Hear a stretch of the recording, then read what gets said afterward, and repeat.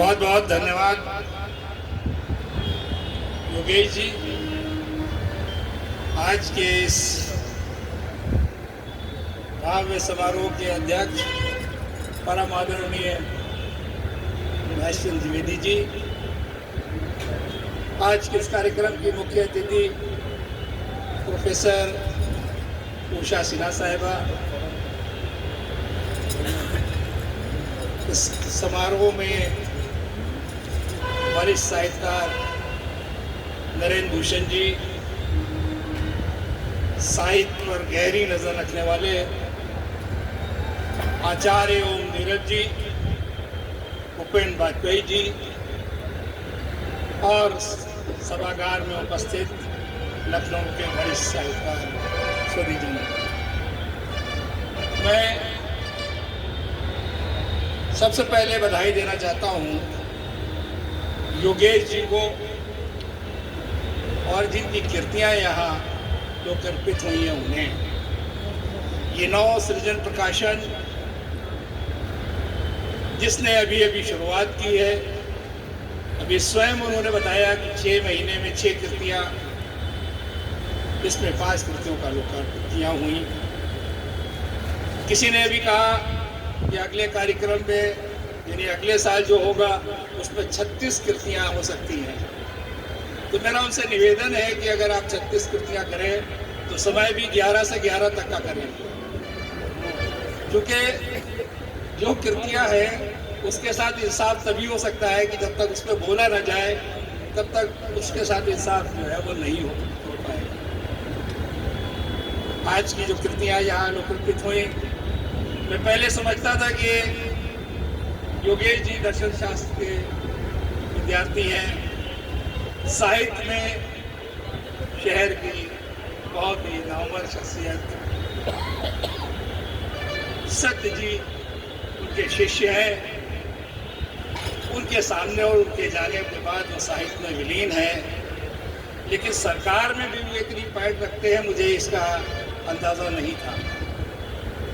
आज जब नव सृजन प्रकाशन का पहला समारोह हो रहा है और 5 कृतियों का यहाँ लोकार्पित हो रही है, जिस तरह प्रदेश की सरकार सामूहिक विवाह का कार्यक्रम करती है, उसके कार्यक्रम में शामिल है। आज आपके इस कार्यक्रम में सरकार जो है, जो सामूहिक आपकी पुस्तक का लोकार्पण कार्यक्रम हो रहा है, वो भी शामिल हो गई है।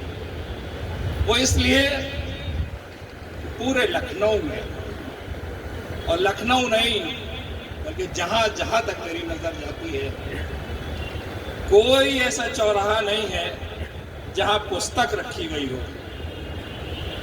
मुझे याद है कि लखनऊ में एक बहुत मशहूर तरीन आदमी थे, मकबूल अहमद लारी। वो मीर तकी मीर के बहुत फैन थे, उर्दू का बहुत बड़ा शायर, खुदाए सुखन मीर तकी मीर। उसकी याद में उन्होंने सिटी स्टेशन पे एक चौराहा बनाया और उस चौराहे पे मीर तकी मीर की याद में एक किताब और एक कलम उन्होंने रखा, जो आज भी रखा है। मुझे पूरे हिंदुस्तान में कहीं ऐसा कोई दूसरा चौराहा नहीं मिलता था। लेकिन आप इसलिए बधाई के पात्र हैं कि इसी सरकार ने कल शाम को एक चौराहा लोकार्पित किया है, एक नए चौराहा जो डालीगंज में बनाया गया है, और उस पर जितनी आपकी पुस्तकें लोकार्पित हुई हैं उतनी ही पुस्तकें उस पर रखी गई हैं। इसको तो ताली बजा सकते हैं। उतनी ही और बड़ी बड़ी पुस्तकें रखी हैं। वो पहला चौराहा है जो साहित्य को समर्पित है, और उसके पास में एक कलम भी रखा है। कल शाम में हुआ है, आप जाके देखिए, इतना भव्य उसका जो देखने में वो जगह है। मुझे लगता है साहित्यकारों को जरूर जाना चाहिए उस चौराहे को देखने के लिए, और सरकार के प्रति अपना उसको धन्यवाद अर्पित करना चाहिए। इस साहित्य की तरफ अगर उनकी सोच है, यह हो सकता है ये सारा आकर्षण हमारे योगेश जी का हो, नव सृजन प्रकाशन का हो, या वो साहित्यकार जिनकी कृतियाँ आज प्रकाशित हुई हैं। 5 किताबें वहाँ रखी गई, उस पर कलम रखा गया, और वो पूरा भव्यता के साथ उस चौराहे का कल शाम को राजनाथ सिंह, योगी आदित्यनाथ जी ने उसका उद्घाटन किया है। तो ये जितने भी लखनऊ के साहित्यकार हैं उनके लिए बहुत ही बधाई और उनके लिए बहुत ही अच्छा अवसर है कि ये शुभारंभ हुआ है। यहाँ भी जिक्र हो रहा है मंजू जी की किताब एक कप चाय, वो कल्पित हो चुकी है। मैंने उसे कहा था कि आप बहुत खुशकिस्मत हैं। उसके लोकार्पण समारोह में मैंने कहा था कि आप बहुत खुशकिस्मत हैं, आपने एक कप चाय की पुस्तक प्रकाशित की है। शायर कहता है कि रफ्ता रफ्ता जाम हो जाती, रफ्ता रफ्ता जाम हो जाती, हसरतों की गुलाम हो जाती। रफ्ता रफ्ता जाम हो जाती, हसरतों की गुलाम हो जाती। वो तो कहिए अरब में न थी चाय, वरना ये भी हराम हो जाती। ये आपकी पुस्तक जिस उन्वान से आई, आप बहुत भाग्यशाली हैं कि हमारे सामने चाय है और हर साहित्यकार की जो पसंदीदा कोई चीज़ है वो, और ख़ास तौर से जिस मंच पे आप यहाँ पर लोकार्पित हो रही है, उनके गुरु सत्य जी को सिर्फ और सिर्फ चाय मिले। वो इस कदर शौकीन थे चाय के, अगर उनके सामने आती तो मेरा ख्याल इनकी किताब ही वो सामने रख के अपनी चाय की प्यास वो बुझा लिया करते।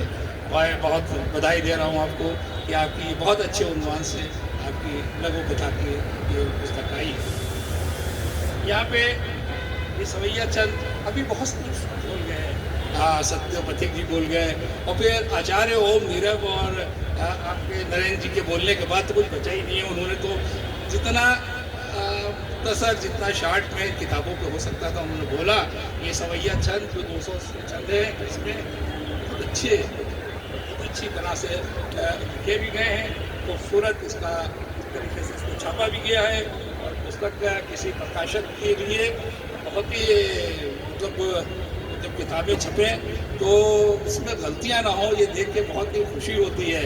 और ऐसा प्रकाशक, अभी यहाँ कोई जिक्र कर रहा था कि जब पुस्तक दे दी जाती है प्रकाशक को तो उसका मोबाइल ऑफ हो जाता है, लेकिन अब ऐसा प्रकाशक बीच में आ गया कि वो पीछा ही नहीं छोड़ रहा है।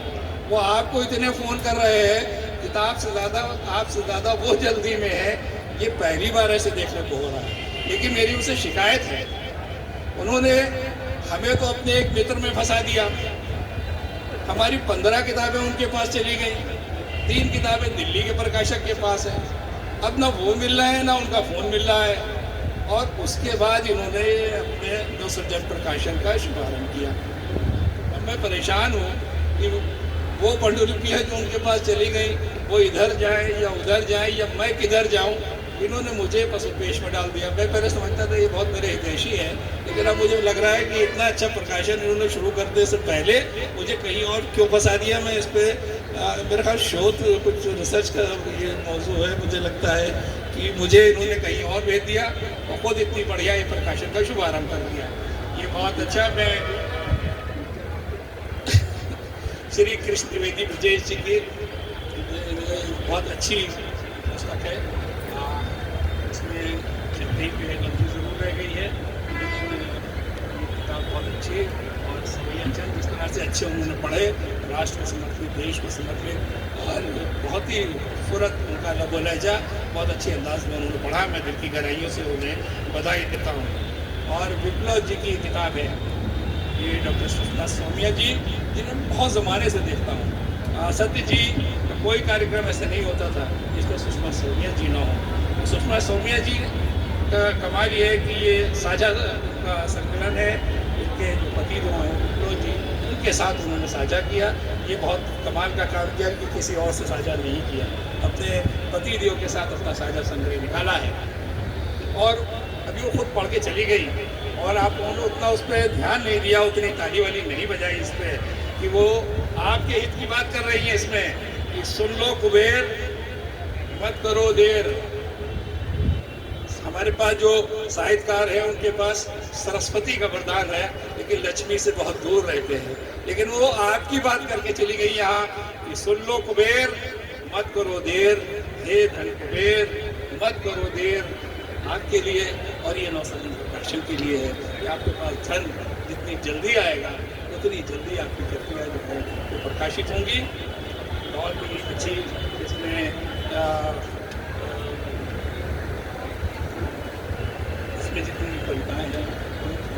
बहुत ही अच्छे तरीके से इसमें समाहित किए गए हैं और बहुत अच्छा इसका प्रकाशन है, सुसज्जित है, कवर बहुत खूबसूरत है।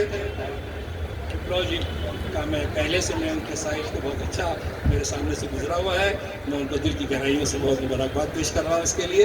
एक अच्छी किताब जो नमन, और उन्होंने ये कहा कि ये पहले प्रकाशित हो चुकी और पुनः प्रकाशन है इसका, तो किसी भी कृति के लिए पुनः प्रकाशन होना ये अपने आप में खुद उस कृति के लिए बहुत बड़ी बात है, कृतिकार के लिए भी बड़ी बात है और नव प्रकाशन के लिए भी बड़ी बात है कि इतनी उनकी मकबूल की कृति है ये हेमंत कुमार जी की किताब है। अब इतिहास का मैं चूँकि बहुत छोटा सा विद्यार्थी हूँ, मैंने देखी और मेरे पास किताब पहले से ही होती तो मैं शायद इस पर बहुत कुछ कह पाता, लेकिन उन्होंने जो विषय चुना है और विषय पे जो उन्होंने जिस तरह का लिखा है, लखनऊ और अवध को समझने के लिए किताब बहुत अहम है। उन्होंने अभी जिक्र किया यहाँ पे इस किताब में कि लखनऊ नवाबों का शहर जाना जाता है, नवाबों के नाम से जाना जाता है, लेकिन उससे पहले का इतिहास है। उन्होंने एक सवाल यहाँ छोड़ा कि इससे पहले किसके पास था, मुझे पता नहीं उन्होंने लिखा है कि नहीं लिखा। ये आदम सनानी के नाम से जाना जाता था, शेख ज़ादों का शहर था। शेख ज़ादों में अब्दुल रहीम बिजनौरी जो बड़ा अकबर के ज़माने में यहाँ का सूबेदार हुआ, और सूबेदार उसका जो मज़ार और उसका जो मकबरा बना है वो यहाँ नादान महल रोड पे बना है। वो पहला मुग़लों का रिप्रेजेंटेटिव की हैसियत से, सूबेदार की हैसियत से यहाँ आया और उसके बाद नवाबों का दौर आया है। यानी शेखज़ादों के बाद नवाबज़ादों का दौर आया और उसका जिक्र मेरे ख्याल किया होगा उन्होंने और नहीं भी किया है। तो ये लखनऊ का इतिहास है। लखनऊ की जो मिली जुली गंगा जमनी संस्कृति है वो इसलिए मशहूर है कि यहाँ झौलाल है, राजा झौलाल है। यहाँ अगर झौलाल ने मंदिर बनाया है तो झौलाल ने यहाँ पे मस्जिद की तामीर की है। ये लखनऊ एक ऐसा लखनऊ है जहाँ पे पढ़ाइन की मस्जिद यानी पंडिताइन की मस्जिद यहाँ मौजूद है। यहाँ पे जो अलीगंज का बड़ा मंदिर है, जो हनुमान जी का मंदिर है, वो बेगम साहिबा का बनवाया हुआ है। ये यहाँ की मिली जुली साझा संस्कृति है। इसीलिए दुनिया में जहाँ जहाँ लोग रहते हैं, यहाँ सिर्फ लफ्ज़ों और शब्दों जिसका इन्होंने यहाँ जिक्र किया है, उन बोलियों का जिक्र किया है जो रईसज़ादों की अलग है, बेगमातों की अलग है, टिक्के और तांगे वाले की अलग है, और गली और मोहल्ले में रहने वाले की बोली अलग है। और लेकिन हर बोली में जो शीरीनी है, जो उसमें कोमलता है, वो दूसरी जगहों पे देखने को नहीं मिलती है। इसलिए लखनऊ आज भी तमाम चीज़ों के बावजूद लखनऊ की अलग पहचान है। जब आप ज़बान खोलें, आप किसी भी ज़बान के साहित्यकार हों, किसी ज़बान के बोलने वाले हों, लेकिन जैसे ही आप बोलेंगे, मैंने पूरे देश भ्रमण किया है, मैं सब जगह गया हूँ, मैंने हिंदी बोलने वालों को देखा है, लेकिन जो हिंदी लखनऊ में बोली जाती है, जो उर्दू लखनऊ में बोली जाती है, या जो ज़बान लखनऊ में बोली जाती है, उस ज़बान का दुनिया में कहीं कोई मुकाबला नहीं है। और आपको ये गौरव हासिल है, जैसे ही आप बोलेंगे और बोलना शुरू करेंगे, अगर वो थोड़ा भी समझदार है तो पहला सवाल आपसे पूछेगा कि आप लखनऊ के हैं क्या। ये गौरव किसी शहर को प्राप्त हो जाए और वहाँ के रहने वालों को प्राप्त हो जाए, ये कहीं और देखने को नहीं मिलता है। तो मैं जहाँ जहाँ ज़बानें समझी जाती हैं, वहाँ वहाँ अवध और अवध की संस्कृति, अवध की पहचान, अवध की तारीफ, ये बहुत ही अहम है। इस पे हेमंत कुमार जी ने लिखना शुरू किया है। हालांकि वो साइंस के आदमी हैं, ज़िंदगी भर रुपया गिना है, लेकिन उन्होंने अवध की तारीख पे लिखने की कोशिश की है। बहुत ही अच्छी पहल है। और उसके बाद भी वो बता गए कि दूसरी किताब आने वाली है। ये मनोरमा जी की किताब तितलियों के देश में, बहुत ही तो गज़लें हैं और गज़लों पे अभी आचार्य नीरज जी बता गए। और जब वो आचार्य नीरज जी कह दें कि काफ़िया और रदीफ और बहर सब ठीक है, तो मैं कौन होता हूँ कुछ कहने वाला। इसलिए कि उन्होंने वो तमाम जो फंडामेंटल उर्दू के हैं, न सिर्फ उसका ही ध्यान रखा है, बल्कि कहाँ बिंदी लगनी है और कहाँ नहीं लगनी है, इसका भी उन्होंने ख्याल रखा है। शायरी में प्रोनाउंसिएशन ही कोई मेन चीज़ नहीं है, यानी बिंदी खाली प्रोनाउंसिएशन के लिए नहीं होती है। कभी कभी एक बिंदी लगाने से उस शब्द का अर्थ कुछ है और बिंदी हटा देने से उस शब्द का अर्थ कुछ और। यानी ये नहीं है कि आप उर्दू का जहाँ शब्द देखें वहाँ बिंदी रख लें, हर जगह बिंदी रख देंगे तो फिर वो मामला ख़राब ही हो जाएगा। मैं अभी जिक्र कर रहा था यहाँ एक मुशायरे में मैं मौजूद था, उस मुशायरे में जलील खैराबादी वहाँ मौजूद थे और जो साहब संचालन कर रहे थे उनका प्रोनाउंसिएशन बहुत ख़राब था। तो उन्होंने मुझसे कान में कहा कि मैं बहुत डर रहा हूँ कि जब अभी मुझे ये बुलाएगी तो ये जलील खैराबादी कह कर बुलाएंगे, मेरा क्या हश्र होगा मुझे समझ में नहीं आ रहा है। तो मैंने उनसे कहा आप बिल्कुल परेशान ना होइए, मैंने आपका इंतज़ाम पहले कर दिया है। कहने वो क्या किया? तो मैंने कहा आपका नाम मैंने पहले ही जलील खैराबादी लिख के दिया है, अब अगर वो पढ़ेंगे तो जलील पढ़ेंगे। और वैसे ही हुआ कि जब उनका नाम पुकारा गया तो वो जलील खैराबादी के नाम से पुकारे गए।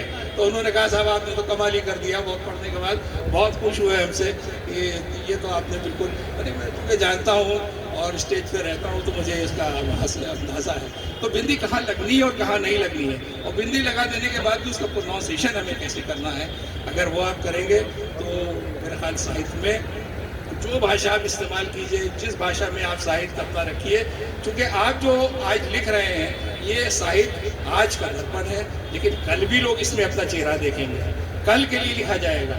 मैं हमेशा कहता हूँ साहित्य की कोई किताब जो है वो मरती नहीं है, आपने जो काम किया है वो हमेशा अमर रहेगा, जिंदा रहेगा।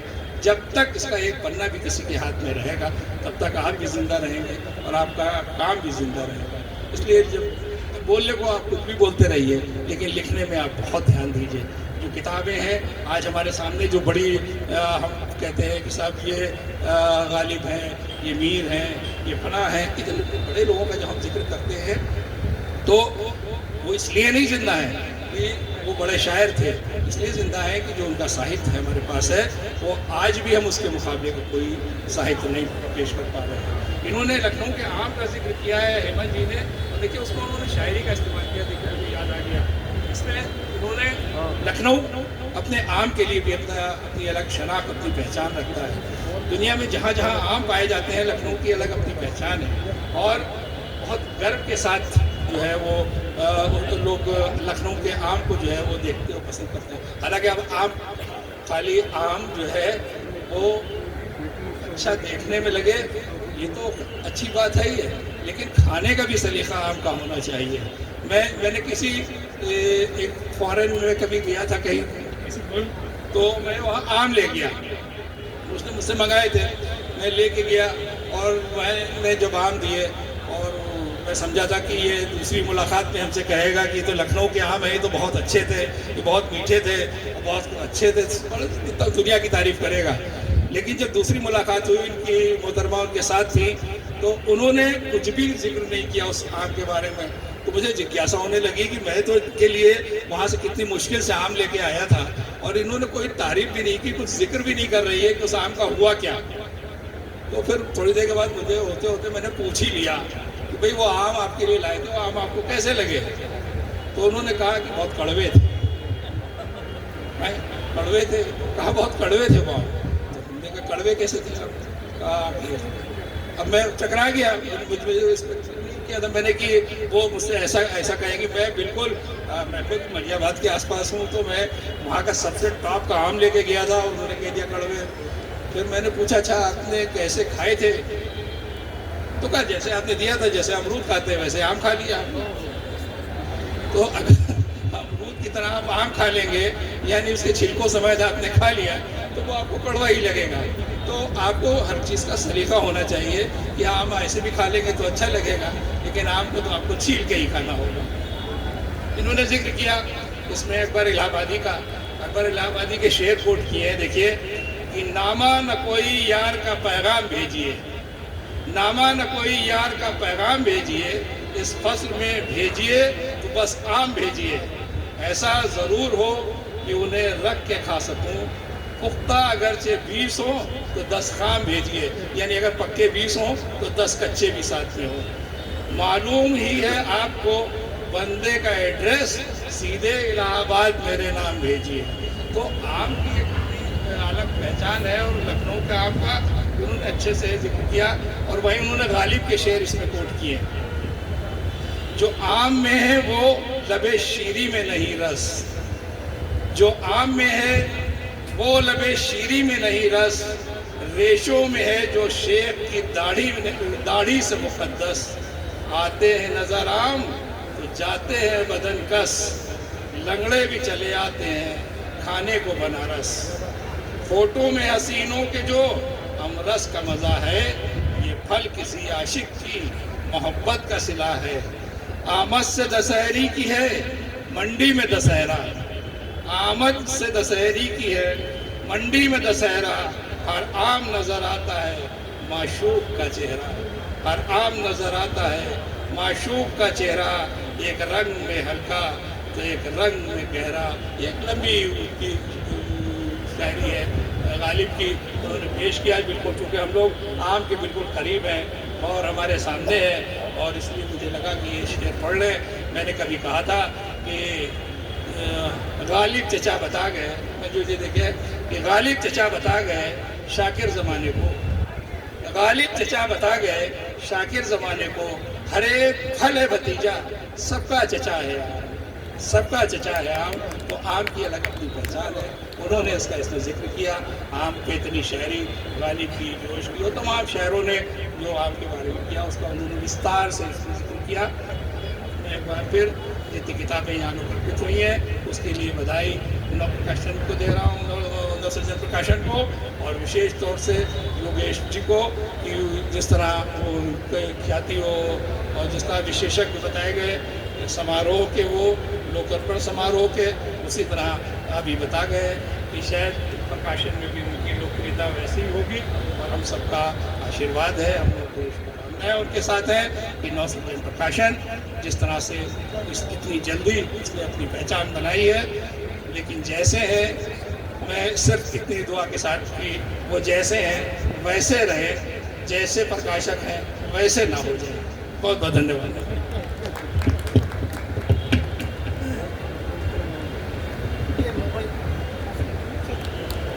बहुत बहुत धन्यवाद, और आपके लिए बहुत जोरदार तालियों से